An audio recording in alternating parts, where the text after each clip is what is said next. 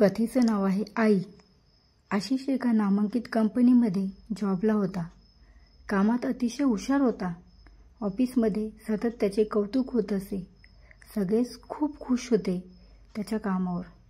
पण त्याला आता थोडा ब्रेक हवा होता. कुठेतरी लॉंग वीकेंडला जावं असा तो विचार करत होता. तेव्हा आईने सांगितले की आजी आजोबा तुझी खूप आठवण काढत आहेत, जाऊन ये थोडे दिवस. तोही तयार झाला. आशिषने आदल्या दिवशी तिकीट बुक केले. पहाटेची गाडी होती म्हणून तो रात्री पॅकिंग करून लवकर झोपला. पहाटे निघताना आईने प्रवासासाठी आणि सासू सासऱ्यांना देण्यासाठी काही पदार्थ बांधून दिले. आशिष निघाला. 5 ते 6 तास प्रवास करून तो गावी पोचला. तो बऱ्याच वर्षानंतर गावी येत होता. मधल्या काळात गावात बरीच सुधारणा झाली होती. त्याच्या आजी आजोबांचे घर स्टँडपासून थोडं लांब होतं. तो ऑटोने घरी पोचला.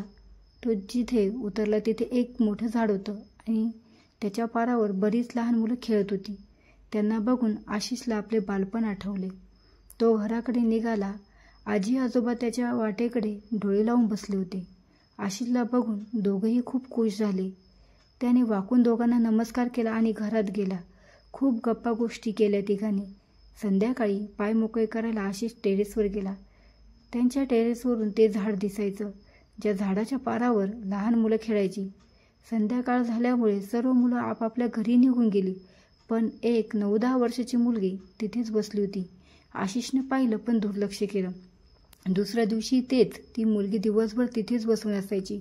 एकदा आशिषने तिला रात्रीही तिथेच बसलेलं पाहिलं. आशिषच्या मनात शंकेची पाल चुकचुकायला लागली. तो जेव्हा बघेल तेव्हा ती मुलगी पारावरच असायची. त्याला काळजी वाटू लागली होती. असं एखाद्या लहान मुलीने एकटंच पारावर बसणं त्याला विचित्र वाटू लागलं होतं. न राहून त्याने आजोबांना विचारायचंच ठरवलं. त्याच्या आजोबांनी त्याला त्या मुलीची कहाणी सांगितली. 2 वर्षापूर्वीची गोष्ट आहे. कुमुद तिची आई आणि बाबासोबत राहत होती. कुमुदचे बाबा तिच्या आईला रोज मारत असत. तिच्या बाबांची जी काही मिळकत यायची ती ते दारूमध्ये उडवत असे. तिची आई धुणी भांडी करून घर खर्च चालवत असे. आशिषच्या आजीकडे पण ती येत असे. आजी कधी त्यांना थोडीफार मदत करत असत. असेच दिवस चालले होते. एके दिवशी कुमुदच्या आईचे आणि बाबाचे खूप भांडण झाले. तिची आई घर सोडून निघून गेली. कुमुद रात्रभर रडत होती. तिचे बाबा दारू पिऊन झोपले ते सकाळीच उठले. ती पण रडून रडून झोपून गेली. पहाटे जाग आल्यावर आईला शोधण्यासाठी कुमुद बाहेर पडली. थोड्या अंतरावर गेल्यानंतर तिला कळलं की आईने झाडाच्या फांदीला गळफास लावून आत्महत्या केली. कुमुद ओक्सबोक्शी रडू लागली. कुमुदच्या बाबांना कोणीतरी कळवले. ते देखील धावत आले. तिचा मृतदेह पाहून डोक्याला हात लावून बसले. पश्चाताप करण्यावाचून काहीच उरले नव्हते. कुमुदच्या आईच्या जाण्याचा तिच्या बाबांवर काहीच परिणाम झाला नाही. ते अजूनच दारूच्या आहारी गेले. त्यातच त्यांचा अंत झाला. आधी आई आणि आता बाबा दोघेही सोडून गेल्यामुळे कुमुद पार सुकून गेली. गावातल्या कोणीतरी अनाथाश्रमात कळवले. तिला तिथे नेण्यात आले. ज्या दिवशी तिला नेलं त्याच्या दुसऱ्या दिवशी कुमुद पुन्हा त्याच पारावर झोपलेली दिसली. तिला विचारले तेव्हा कळलं की रात्री तिची आई तिला इथे घेऊन आली. सगळेच घाबरले. असं कसं होऊ शकतं?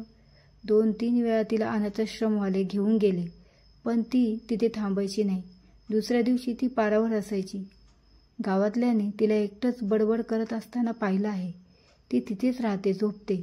जणू काही तिच्या आईच्या कुशीत झोपली आहे आणि तिच्या आईचा आत्मा तिथेच आहे मुलीला सांभाळायला. कुमुदमध्ये तिच्या आईचा जीव अडकला आहे. हे सर्व ऐकून आशिष स्तब्ध झाला. एक आई मृत्यूनंतरही मुलीची कशी काळजी घेते याचं हे एक उत्तम उदाहरण होतं. कथा आवडली आणि अशाच नवीन नवीन कथेसाठी माझ्या चॅनल लाईक आणि सबस्क्राईब करा. धन्यवाद.